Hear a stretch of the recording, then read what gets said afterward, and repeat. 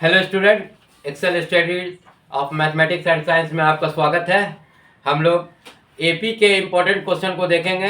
जो एपी में आपको अर्थमेटिक प्रोग्रेशन से जो क्वेश्चन मोस्ट प्रोबेबल जो एग्जाम में आने वाला है, जो मैंने सेलेक्ट किया है, आपको 12 से 15 क्वेश्चन जो मैंने सेलेक्ट किया है, इसी के अंदर ही सारा क्वेश्चन आपको आएगा। इससे ज़्यादा आपको एकदम नहीं पढ़ना है। बस ये 12 से 15 क्वेश्चन के बीच में ही सारा क्वेश्चन आपको आ जाएगा आपके अभी के एग्जामिनेशन में, यानी 2025 जो मैं आप 2025 में जो आप परीक्षा दीजिएगा इसमें आपको आएगा। तो आइए हम लोग क्वेश्चन को हम लोग देखते हैं। पहला क्वेश्चन है हमारा यहाँ पे, क्वेश्चन नंबर 1 जो है हमारा, the fourth term of an AP is 0, prove that it's 25th term is triple the 11th term. The fourth term of an AP is 0। तो इसको हम कैसे लिखेंगे? A4 इज इक्वल टू 0, और A4 लिखने का मतलब होता है AN बराबर हमारा होता है A plus N minus 1D। तो यहाँ पर से आपको A plus N minus 1D का मतलब हो गया 4 minus 1D is equal to 0, जिसको हम लोग डायरेक्ट लिख सकते हैं A plus 3D is equal to 0।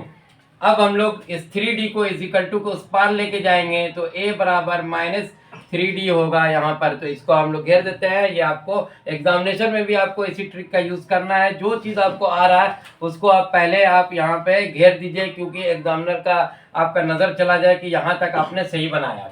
उसके बाद हमको प्रूफ करने का है 25th term is triple the 11th term. 25th term is, तो A25 इज है तो यहाँ पे इज इक्वल टू दे दीजिएगा ट्रिपल द 11th टर्म। तो ट्रिपल का मतलब 3 टाइम्स है आपका, triple the 11th term. 11th term कहने का मतलब हो गया A11।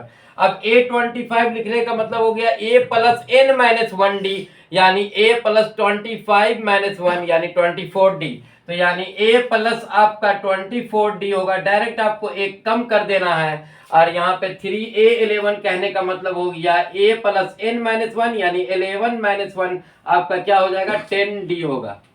अब आइए आप यहाँ पे A प्लस 24D यहाँ पर लिख दीजिए। आप यहाँ पे ब्रैकेट खोलिए तो यहाँ पे 3 हो जाएगा, और A का वैल्यू आप यहाँ पे पुट कर दीजिए। A का वैल्यू जो आपका आया हुआ है माइनस 3D आपको आया हुआ है, अब प्लस आपको यहाँ पर आपको क्या है 10D।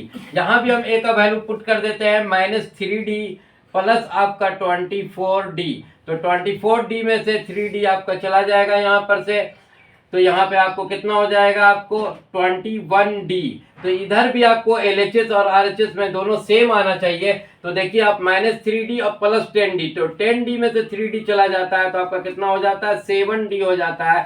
तो देखिए आप यहाँ भी 7 3 जा 21D हो गया। तो जब LHS RHS यानी दोनों तरफ आपका बैलेंस है तो ये आपका क्या हो गया, मेरा प्रूव्ड हो गया। यहीं पे आप लिख दीजिए हेंस प्रूव्ड। Thank you.